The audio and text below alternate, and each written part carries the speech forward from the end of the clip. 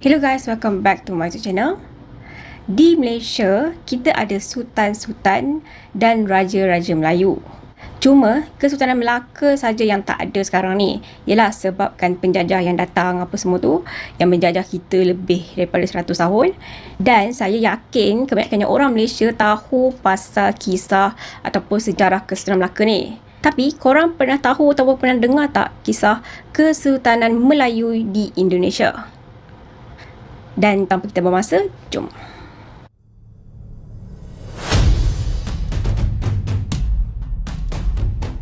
Saya pasti mungkin ramai yang tak tahu akan pembantaian terhadap raja-raja Melayu dan golongan bangsawan Melayu terpelajar di Sumatera dan Kalimantan oleh pihak yang mendakwa kononnya sebagai golongan nasionalis Indonesia sekitar tahun 1946 sehingga 1960. Ini adalah ringkasan kepada peristiwa-peristiwa sadis yang berlaku di kerajaan-kerajaan Melayu Islam yang telah diserang oleh manusia-manusia kejam ini.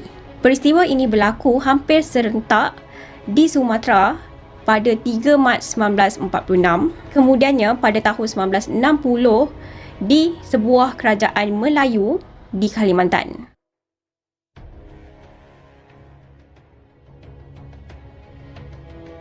Di kota Brastagi, para pemuda nasionalis menangkap dan mengasingkan para Raja Urong dan Si Bayak yang diundang ke sebuah majlis. Sebanyak 17 orang raja telah ditangkap dan diasingkan ke Aceh dan nasib mereka tidak diketahui. Bangsawan serta Datuk Temenggung dipenggal kepalanya. Raja Raya disembelih di Jambatan Besar. Raja Silimakuta dilindungi oleh TKR, tetapi kesemua ahli keluarganya dibunuh. Ada yang dibakar hidup-hidup dan ada yang dipenggal kepalanya.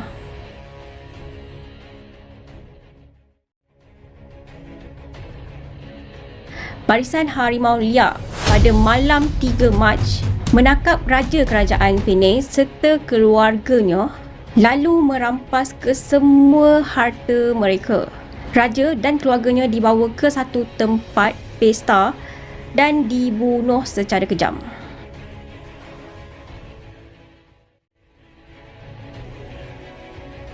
Pukul 6 pagi, istana diserang oleh sekelompok orang dari Nasional Pelopor Indonesia, Pemuda Sosialis Indonesia, Kutu Sintai, Barisan Harimau Liar, Barisan Merah ataupun Partai Komunis Indonesia, Hizbullah dan buruh-buruh Jawa, seluruh keluarga dan kerabat Kesultanan Melayu Islam serta orang-orang yang bekerja untuk istana ditangkap. Harta benda mereka dirampas, tetapi Sultan Asahan berjaya melarikan diri.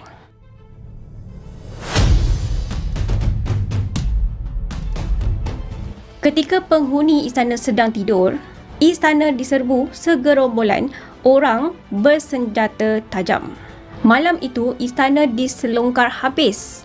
Tengku Al-Haji Muhammad Shah, iaitu Sultan Kuala, dibawa ke kuburan Cina yang tak jauh daripada istana. Tunku Besar juga dijemput dari rumah isterinya dan dibawa ke tempat yang sama.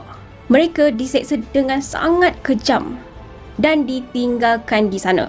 Tengku Hasnah, Tengku Long serta seluruh keluarganya dipenggal kepala. Seramai 73 orang bangsawan dan kerabat diraja terkorban pada malam itu. 73 orang.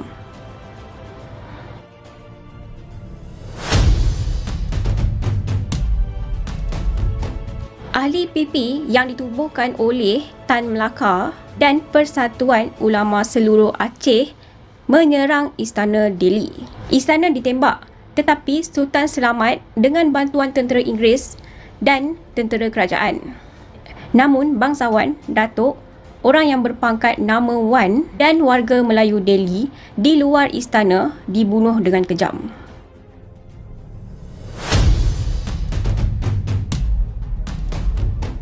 Sultan dan keluarganya hanya ditahan di istana di Perbuangan. Sultan Serdang dipandang lebih berpihak di publik dan banyak orang yang melindungi dan menjaga istananya.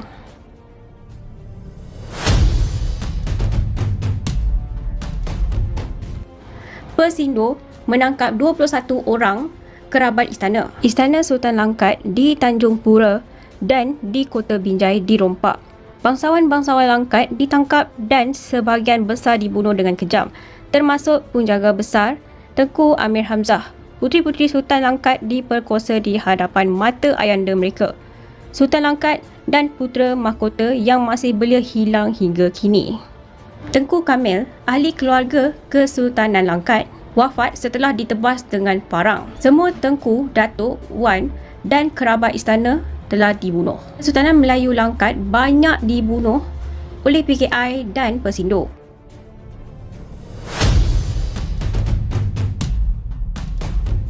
Pasukan tentera dari Persatuan Tempur Brawijaya 517 mengepung Istana Kesultanan Bulungan. Masyarakat yang sedang mengambil wuduk di Sungai Kayan terkejut apabila melihat banyaknya tentera, dan sekitar pukul 6 pagi seluruh masyarakat di Tanjung Palas dikumpulkan di depan istana. Mayor Sumina Husin, Komandan Kodim 0903 Bulungan di Tanjung Selor berkata, para bangsawan Bulungan ingin memberontak terhadap pemerintah Republik Indonesia. Namun, Datuk Teruna, bangsawan Bulungan, menyanggahnya. Lieutenant B. Simatupang marah lalu memerintahkan seorang polis M. Ramli untuk menembak Datuk Teruna yang akhirnya rebah bersimbah darah. Istana dan harta benda dijarah. Satu persatu bangsawan Bulungan hilang. Selebihnya diseksa dan dibunuh dengan kejam. Kemudian pada malam Sabtu 18 Jun 1946, Istana Raja Muda pun dibakar. Istana Bulungan bertingkat 2 dibakar selama 2 hari 2 malam sehingga rata. Revolusi sosial di Indonesia ini menghasilkan begitu banyak pembunuhan dan perompakan. Catatan Belanda menyatakan bahawa revolusi ini menelan korban sebanyak 1,200 orang di Asahan sahaja, belum lagi di daerah lain. Kaum bangsawan Melayu di beberapa daerah termasuk perempuan dan kanak-kanak ditangkap dan dibawa ke concentration ataupun kamp konsentrasi di Simalungun dan Tanah Karo.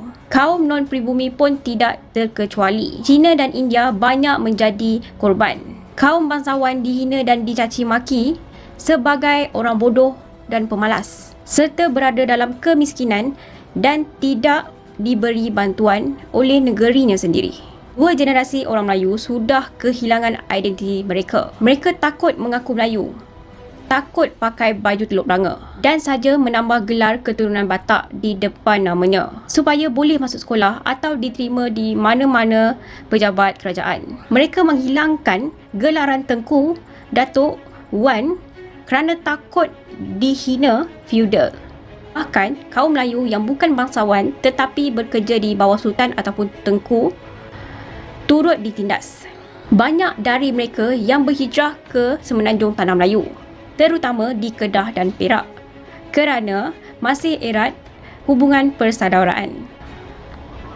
Sebahagian lagi pergi ke Belanda. Kalau kita baca buku-buku sejarah sekolah Indonesia, pasti akan tertulis revolusi ini terjadi kerana para sultan Melayu serta raja-raja Simalungun dan Karo banyak menindas rakyat miskin dan tidak mempedulikan rakyat mereka yang dalam kesusahan atau mereka bersubahat dengan penjajah. Ternyata hal ini adalah propaganda dari pihak pemerintah yang pada masa itu pro-komunis. Dalam penulisannya berjudul Revolusi Sosial Berdarah di Simalungun tahun 1946, Padari Johan Daha Raya Purba Dasuha menulis kisah sebenar yang berlaku. Dia membantah sebutan raja-raja menindas rakyat yang selama ini disebut-sebut sebagai pembenar pembantaian kejam tersebut. Hal ini kerana yang bangkit menyerang raja-raja Simalungun, Melayu dan Penih contohnya adalah para pendatang yang telah diberikan tanah dan sawah oleh pemerintah Melayu dan raja-raja Penih. Menurut Tunku Haniah, salah seorang kerabat Kesultanan Asahan yang sudah berumur lebih 85 tahun, jika benar mereka mahu menghapuskan kerajaan monarki ataupun kesultanan, mengapa Kesultanan Yogyakarta dibiarkan? Apa pun alasan mereka, pembunuhan dan perompakan itu tetap satu kejahatan, ujar Haniah. Seorang puteri bangsawan yang pada usia muda hidup senang tetapi sekarang demi untuk bertahan hidup hanya bekerja menggulung rokok serta membuat bunga dari plastik hanya untuk mencari sesuap nasi. Walaupun revolusi yang hampir sama berlaku di Kesunanan Surakarta, namun yang hanya menjadi mangsa hanyalah beberapa penasihat sultan dan juga pekerja-pekerja istana. Keluarga sultan serta para bangsawan tertinggi tetap dilindungi tentera kerajaan Indonesia. Namun, raja-raja Melayu dibiarkan untuk mempertahankan diri mereka serta keluarga mereka. Sebenarnya, satu perkara yang saya nak tekankan tentang peristiwa ini adalah hakikatnya bahawa negeri-negeri Melayu yang terlibat ini semuanya adalah negeri yang sangat-sangat kaya dengan hasil pelombongan, getah sawit, tanaman-tanaman komersial seperti kopi, koko dan lada, malah telaga minyak. Di negeri-negeri ini wujudnya pekan, pelabuhan dan bandar yang makmur dan sangat indah. Malah para sultan mempunyai kapal dagang dan kapal wap masing-masing. Kekayaan negeri-negeri Melayu ini sentiasa dicemburui oleh mana-mana pihak tertentu.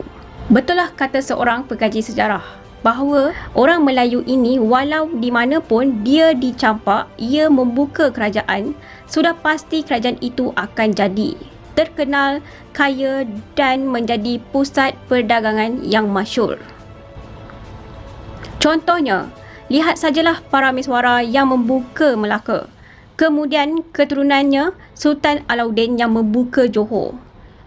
Kerabat-kerabat Melayu dari Semenanjung dan Sumatera yang berhijrah ke Kepulauan Filipina dan Kalimantan Selatan dan membuka kerajaan-kerajaan baru, kebanyakannya menjadi pusat persinggahan dan perdagangan yang maju.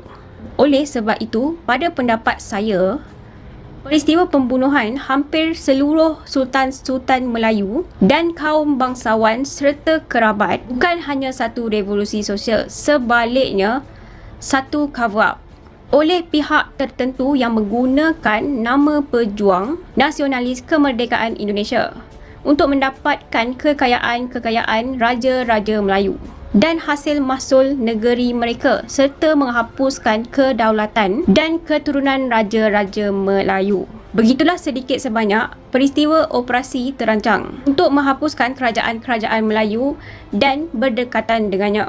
Atas sebab-sebab yang masih kurang jelas sehingga hari ini, sebenarnya tidak ada sebarang bukti yang boleh diberikan untuk menjelaskan peristiwa ini, kerana ia terang-terangan adalah serupa dengan penghapusan etnik. Jadi sampai sini sajalah video kali ini. Harap korang enjoy, dan kalau korang enjoy please like, share dan subscribe. Thank you for watching. Assalamualaikum dan bye-bye.